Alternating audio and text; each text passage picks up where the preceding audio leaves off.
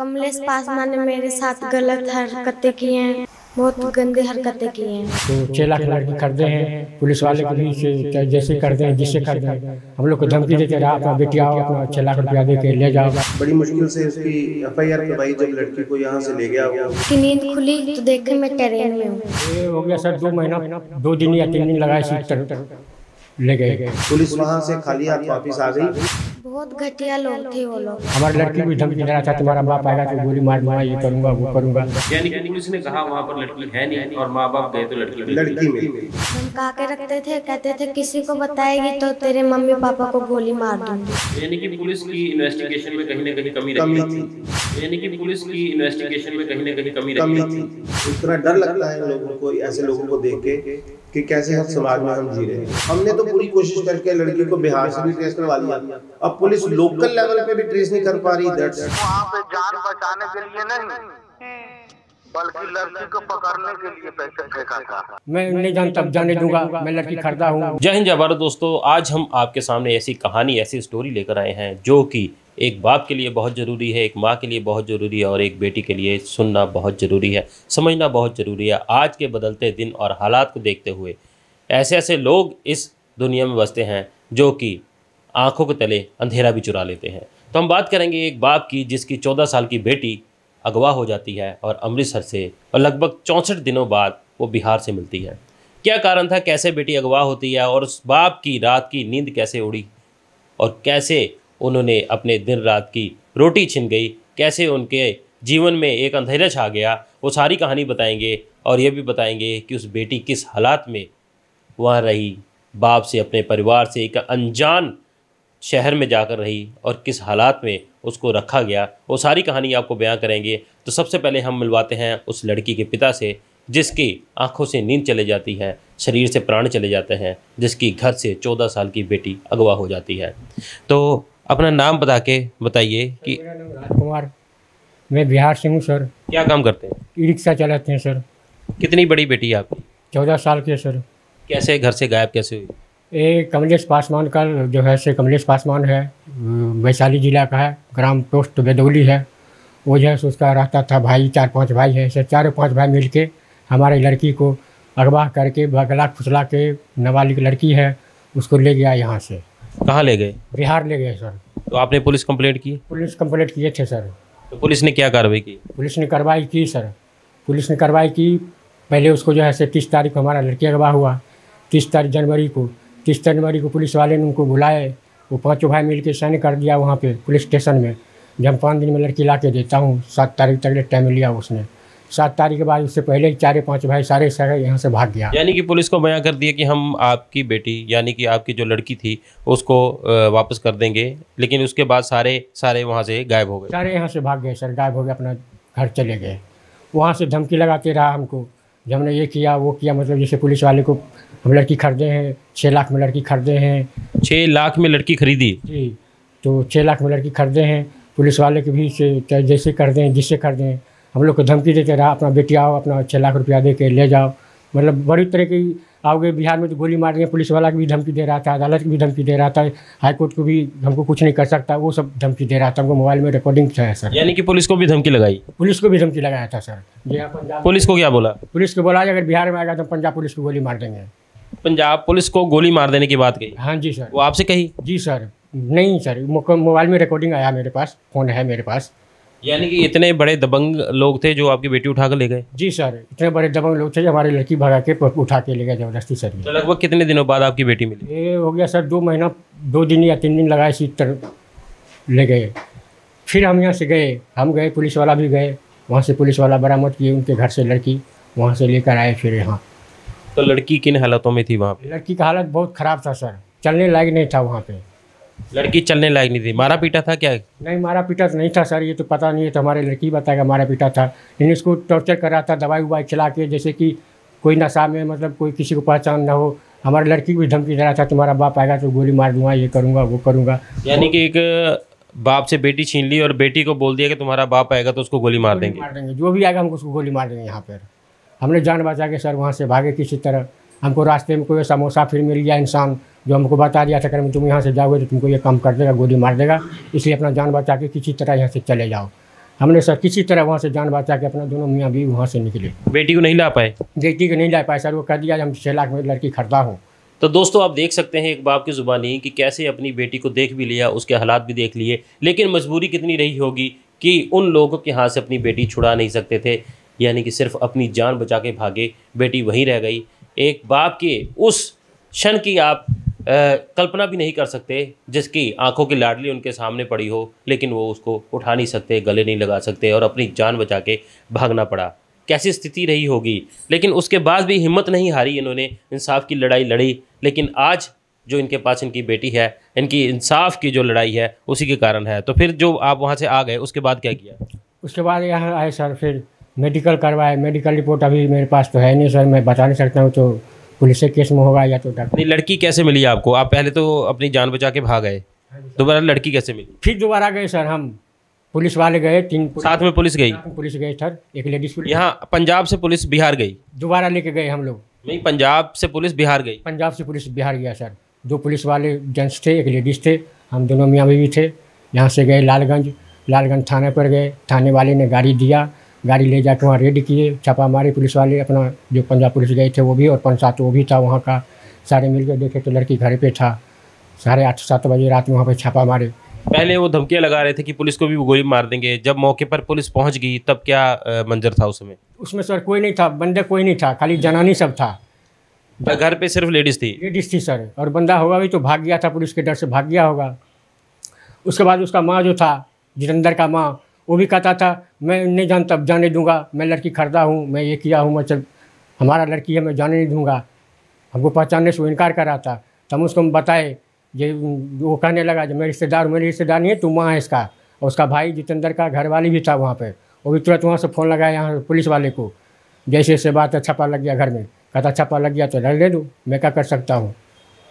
यही सब बात हुआ सर। तो उसके बाद पुलिस वाले वहाँ से हम लोग लाए लड़की यहाँ थाना पे आने के बाद जो है से अपना चल दिए वहाँ से। फिर तो यानी कि उन्होंने पुलिस के सामने ऐसी बयानबाजी की कि लड़की बाप से खरीदी हो, और वो बाप जिसने लड़की बेची है उनके हिसाब से वो कैसे अपनी बेटी को लेने दोबारा चले गया। तो हम इस कहानी में उस लड़की से भी मिलवाएंगे, उससे भी बात करने की कोशिश करेंगे कि किस हालात में वो लड़की थी, कैसे यहाँ से गई, उससे भी मिलवाते हैं। तो आपको यहाँ से अगवा करके ले गए, कितने लोग थे वहाँ पे? 1 लोग थे, कमलेश पासवान। वो यहाँ से लेकर गया आपको? कहाँ ले गया वो? मुझे नींद की मतलब गोली खिला के ले गया था। जब मेरा नींद आई, मतलब कि नींद खुली, तो देखे मैं ट्रेन में हूँ। ट्रेन में थी? उसके बाद जब आपको वो अपने घर या अपने अड्डे पे कहाँ जहाँ लेकर गया, वहाँ कैसा मंजर था? वहाँ पे बहुत आदमी थे। कैसे कैसे लोग थे? बहुत घटिया लोग थे वो लोग, बहुत खराब। उन्होंने आपको मारा पीटा क्या किया? उन्होंने मुझे मारा तो नहीं, पर धमका के रखते थे वो मुझे। और धमका के रखते थे, कहते थे किसी को बताएगी तो तेरे मम्मी पापा को गोली मार दूंगी। और कुछ आपसे कुछ गलत हरकत या कुछ किया? हाँ, कमलेश पासवान ने मेरे साथ गलत हरकतें की हैं, मेरे जिस्म के साथ बहुत गंदी हरकतें की हैं। तो ये लड़की के बयान है कि लड़की किन हालातों में थी। तो जैसा कि लड़की का बताने का कि वहाँ गलत आदमी थे, गलत हरकतें थी। तो इस कहानी में हम इनके अधिवक्ता से भी मिलाएंगे और उनसे जानेंगे पूरी कहानी, क्या था मंजर, कैसे लड़ाई, इंसाफ की लड़ाई लड़ी कि आज एक बाप को उनकी बेटी दिलाने में सफलता प्राप्त की। तो इस इंसाफ की लड़ाई में बाप को बेटी दिलवाने में जिस अधिवक्ता का हाथ है, जिन्होंने कानून को उसके कर्म करने के लिए उकसाया, कानून को मजबूर कर दिया उनकी बेटी लाने के लिए, और वो भी हमारे साथ हैं, उनसे भी बात करेंगे जो कानून की लड़ाई में इस बाप को उसकी बेटी दिलाने में सफलता प्राप्त की है। तो हमारे साथ विशाल गोगना जी हैं, तो जिनसे हम मिलवाते हैं आपको। तो विशाल गोगना जी, स्वागत है आपका लाइव भारत पर। तो जैसा कि एक बाप का सबसे बड़ा धन उसकी बेटी होती है, तो उस बेटी को आपने दोबारा उसके बाप को दिलवाया, तो इस कानून की लड़ाई में सफलता कैसे मिली और कैसे मंजर था, कैसे लोग थे जिनसे आपकी लड़ाई चल रही है? जो केस है, ये केस मेयरली एक नॉर्मल किडनैपिंग, अबडक्शन और या रेप का केस नहीं है। इस केस में लोगों ने ना सिर्फ कंप्लेनेंट को, उनके पेरेंट्स को, विक्टिम को, उसकी फैमिली को, बल्कि पुलिस को भी कम में आंका है।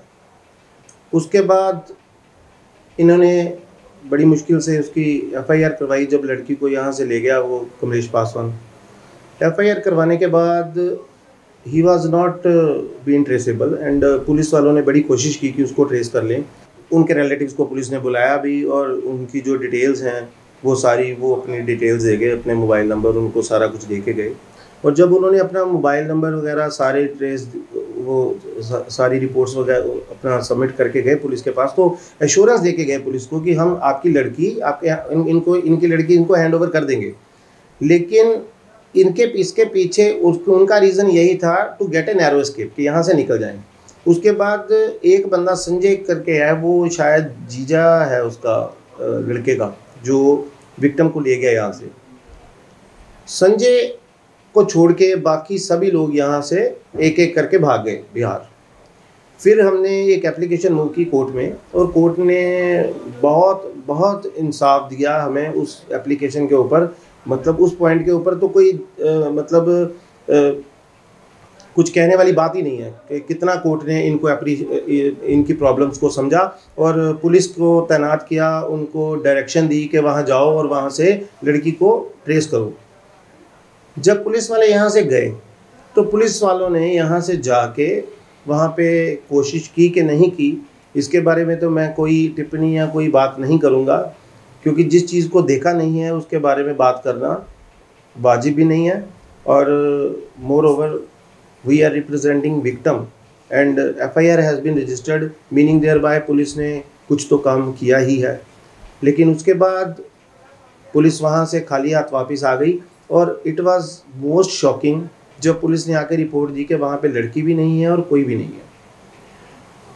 उसके बाद हमने क्या किया, इसके पेरेंट्स को simply at the mercy of the God risk लिया और पीछे भेजा कि उनको बोलो, रिक्वेस्ट करो कि हमें हमारी बेटी एक बार मिला तो दो। उन्होंने इनको धमकियां भी लगाई, इनके पास रिकॉर्डिंग्स भी शायद हैं और वो सारा कुछ जो डॉक्यूमेंट्स इनके पास थे वो हमने कोर्ट को अवेलेबल भी करवाए। तो इनको मैंने बोला कि आप एक बार जाओ, कोशिश करो अपनी लड़की को मिलने की, उसके वेयर अबाउट्स को पता लगे कि whether the police officials have been giving right information to the court और नॉट। जब ये वहाँ पे गए तो उन्होंने इनको लड़की मिलवा दी। यानी कि पुलिस ने कहा वहाँ पर लड़की है नहीं और माँ बाप गए तो लड़की मिल गई। वहाँ से सब कुछ चेंज हो गया, सर्कमस्टांसेस भी चेंज हो गए और केस के हालात भी बदल गए सारे। तो यानी कि पुलिस की इन्वेस्टिगेशन में कहीं ना कहीं कमी थी, वहाँ पे कमी नज़र आई। और उसके बाद हमने एक सेकंड एप्लीकेशन मूव की कोर्ट में कि भाई फला हालात में ये लड़की वहाँ पे है और बड़े मिजरेबल सर्कमस्टांसेस हैं और ये रिकॉर्डिंग्स हैं और ये डॉक्यूमेंट्स हैं। वो डॉक्यूमेंट्स कोर्ट में सबमिट किए और उसको प्रीपोन करवा के एप्लीकेशन दे के तो हमने कोर्ट को रिक्वेस्ट की कि हमें इसको एक और मौका दिया जाए और पेरेंट्स को साथ लेके मतलब ला जाए पुलिस। तो कोर्ट ने फिर हमें जितना हो सकता है कि इनको इंसाफ देने, मतलब कोर्ट तो हमेशा ही इंसाफ देने के लिए इस केस में पूरी तरह से कोर्ट ने अपना पार्ट प्ले किया और बेस्ट पार्ट प्ले किया। उन्होंने इस बच्ची की जान बचाने की खातिर ये भी डायरेक्शन इशू की कि इसके पेरेंट्स जो है वो police will accompany the parents. तो ये पेरेंट्स को साथ लेके गई पुलिस। जब वहाँ लेके गई तो वहाँ से लड़की बरामद हो गई। अब मुद्दा ये है कि लड़की वहाँ से बरामद हो गई, लड़की यहाँ पे ले आई गई, लड़की यहाँ ला कर के उसके स्टेटमेंट भी हो गई इलाका मजिस्ट्रेट के सामने। और उसके बाद मुद्दा एक पॉइंट पे आता है कि अगर उसकी एनहांसमेंट, उसके जो सेक्शंस इंक्रीज होने थे या उसके बाद की जो फ्यूचर का जो फर्दर उसका जो बनना था, वो कोई भी चीज़ पुलिस अभी तक करने में बहुत ढीली है। बिकॉज एक फैक्ट जो सबसे ज़्यादा इम्पॉर्टेंट है कि जिस टाइम लड़की वहाँ से रिकवर हुई, Kamlesh Paswan he was in Amritsar. Jitendra Kumar जो कमलेश पासवान का भाई है, इन दोनों ने as per the version of the victim, they both have committed sexual assault or they have raped this lady, this girl, kid। POCSO भी जाना है, इसमें पोक्सो भी लगेगा क्योंकि बच्चा छोटा है, 14 साल का बच्चा है।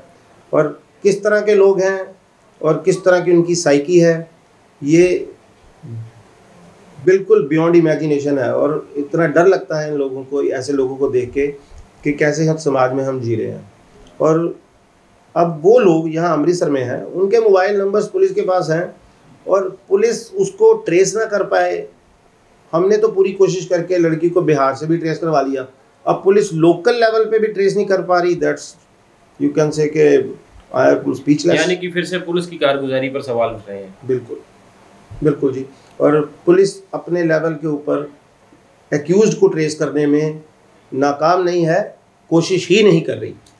यानी कि पुलिस की कार्रवाई ऐसी है कि जो गुनहगार है उसको पकड़ा ना जा सके और उसको खुला मौका और न्योता दिया जाए कि जहां मर्जी जाओ भाई, निकल जाओ यहां से, चले जाओ। Instead of getting them arrested, अगर वो फिर से भाग जाते हैं तो हम अब एक्यूज्ड को हम थोड़े एक्यूज्ड को अरेस्ट करने जाएंगे, पुलिस ही जाएगी। यानी कि पुलिस की ढीली जो पड़ताल है वो मुजरिमों को भागने का मौका दे रही है, अपने बचाव का मौका दे रही है। और उसी कारण से पुलिस भी एक बार बैरंग लौट आई बिहार से, दोबारा माँ बाप के साथ जाती है तो लड़की बरामद हो जाती है। और अभी भी पुलिस की ढीली कार्रवाई उनके लिए एक समय का इंतजाम कर रही है। बिल्कुल सही बोले।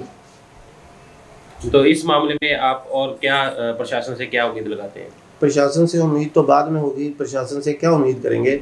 सबसे पहले तो ये है कि अगर यहाँ से एक्यूज्ड को भगा ही देना है पुलिस ने, तो उसके बाद किसका ट्रायल चलाओगे, किसके खिलाफ चलाओगे, कैसे होगा, क्या करना है, चलान किसका प्रेजेंट करना है, ये तो सारी चीज़ें एट लेंथ एट लॉन्ग चली गई।